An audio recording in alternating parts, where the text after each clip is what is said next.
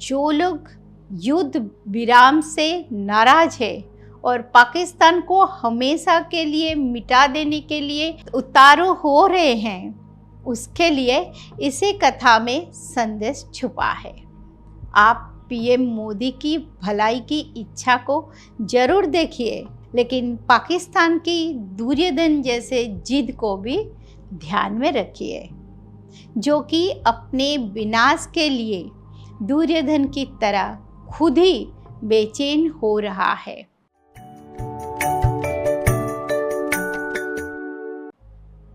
यदा यदा हि धर्मस्य ग्लानिर्भवति भारत अभ्युत्थानं धर्मस्य तदात्मानं सृजाम्यहम्। नमस्कार, उदय इंडिया डिजिटल में आपका स्वागत है। मैं हूँ उपाली अपराजिता। आज हमारे सीमाओं पर युद्ध का माहौल है। भारतीय सेना सतर्क है। प्रधानमंत्री मोदी लगातार बैठकें कर रहे हैं। हालांकि भारत और पाकिस्तान के बीच सीज़फायर हो चुका है, लेकिन ये कब भंग हो जाए कुछ कहा नहीं जा सकता। इन परिस्थितियों में मुझे महाभारत की एक कथा याद आ रही है। ये प्रसंग पांडवों के वनवास के समाप्त होने के बाद का है, जब पांचों पांडवों और द्रौपदी अपना 12 वर्ष का वनवास और 1 वर्ष का अज्ञातवास समाप्त कर चुके थे, जिसके बाद उन्होंने जब अपना अधिकार वापस मांगा तो दुर्योधन ने सुई के नोक भर जमीन भी देने से इनकार कर दिया। ये वही दुर्योधन था जिसने जीवन भर पांडवों पर अत्याचार कर दी। बचपन में उसने भीम को जहर देकर नदी में फेंक दिया था, जहां जहरीले नागों द्वारा डस जाने से भीम का जहर उतरा और वो नागलोक में अपने नाना नागराज वासुकी से मिल पाया। इसी दुर्योधन ने लाक्षागृह में पांडवों को जिंदा जला देने की साजिश रची, लेकिन पांडवों वहां से भी बच गए। लेकिन दुर्योधन का सबसे जघन्य कृत्य था भरी राजसभा में द्रौपदी का अपमान करना, जहां पर भीष्म और गुरु द्रोण जैसे वयोवृद्ध बैठे हुए थे।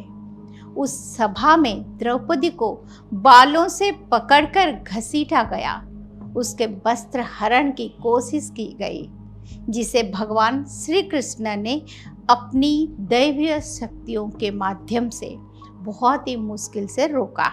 लेकिन दुर्योधन को तब भी अक्ल नहीं आई।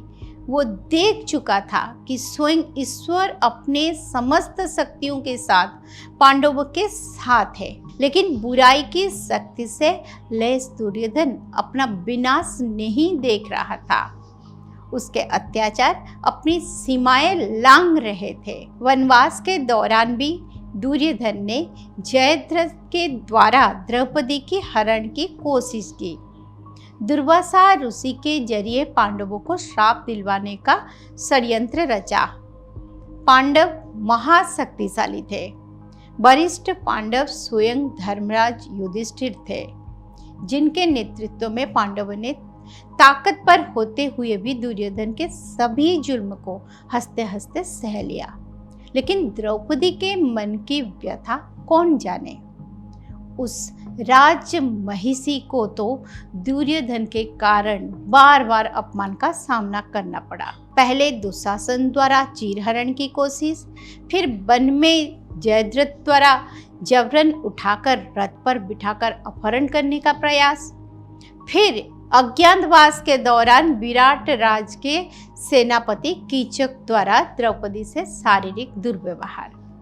ऐसे घटनाएं थी जो सिर्फ दुर्योधन के कारण द्रौपदी को सहन करनी पड़ी थी। इसीलिए द्रौपदी अत्यंत क्रोधित रहती थी। उन्होंने अपने बाल भी वर्षों तक नहीं बांधे थे। उनकी प्रतिज्ञा थी कि जब तक दुर्योधन की वो जंघा नहीं तोड़ी जाती जिस पर वो द्रौपदी को बिठाने का आदेश दिया था, जब तक उसके बाल पकड़कर घसीटने वाले दुशासन की छाती फाड़कर उसका लहू नहीं लाया जाता, तब तक वो बाल नहीं बांधेगी। उस द्रौपदी को जब पता चला कि उसके पति यानी महाराज युधिष्ठिर युद्ध से ठीक पहले शांति का संदेश लेकर श्री कृष्ण को हस्तिनापुर भेजने वाले हैं, तो उसके रोम रोम में क्रोध की ज्वाला दहक उठी।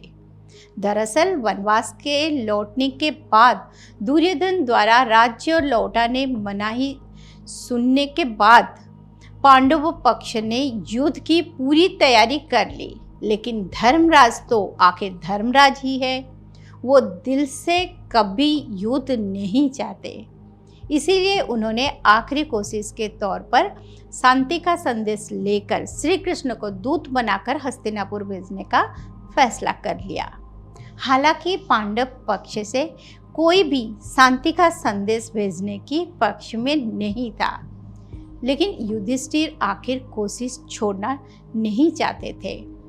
उनके इस आदेश को अर्जुन, भीम, नकुल, सहदेव ने तो सिर झुकाकर स्वीकार कर लिया, लेकिन द्रौपदी विद्रोह कर उठी। वो जानती थी कि युधिष्ठिर के आदेश में बंधे सभी चारों भाई उसकी बात नहीं सुनेंगे, लेकिन श्री कृष्ण तो उसके अपने हैं, चिर सखा है, उनसे तो अपने दिल की बात कही जा सकती है। इसीलिए द्रौपदी तुरंत श्री कृष्ण के पास पहुंची और अपने साथ हुए सभी जुल्मों को एक बार फिर से श्री कृष्ण को बताया। हालांकि अंतर्यामी प्रभु सब कुछ जानते थे, लेकिन भक्त के मुख से उसकी पीड़ा सुनना ईश्वर का कर्तव्य है। इसीलिए उन्होंने द्रौपदी की पूरी बात सुनी। आखिरकार द्रौपदी ने जब भरे गले और डबडबाई आंखों से श्री कृष्ण से प्रश्न किया कि हे केशव, इस सृष्टि में ऐसा कोई कार्य नहीं है जो तुम कर नहीं सकते। मुझे तुम पर पूरा भरोसा है, लेकिन इसी भरोसे ने आज मुझे विचलित कर लिया है। तुम तो स्वयं ईश्वर हो, जो कि शांति का संदेश लेकर दुर्योधन के पास जा रहे हो। तुम्हारी बात तो इस सृष्टि के पहाड़, वृक्ष जैसे जड़ तत्व मानते हैं। कालिया नाग और वृंदावन की गौओं जैसे पशु योनि भी तुम्हारी बात नहीं टाल सकते। पता नहीं मुझे ऐसा क्यों लग रहा है कि कहीं तुम दुर्योधन को शांति के लिए मना लो और मेरी प्रतिज्ञा अधूरी रह जाए। तो जानते हैं श्री कृष्ण ने क्या कहा? उन्होंने अपनी भुवन मोहनी मुस्कान की झलक द्रौपदी को दिखाई और चंद शब्द में कहे, हे द्रौपदी, तुम मेरे ईश्वरत्व से ज्यादा भरोसा दुर्योधन की धृष्टता पर करो। भले ही मैं स्वयं शांति का संदेश लेकर जा रहा हूँ, लेकिन दुर्योधन की धृष्टता इससे स्वीकार नहीं करेगी और युद्ध होने तथा तुम्हारी प्रतिज्ञा पूरी होने से कोई नहीं रोक सकता है।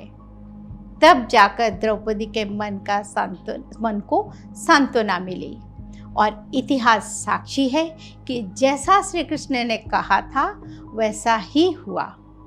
वर्तमान भारत पाकिस्तान युद्ध के परिप्रेक्ष्य में ये कथा सुनाने का उद्देश्य भी है।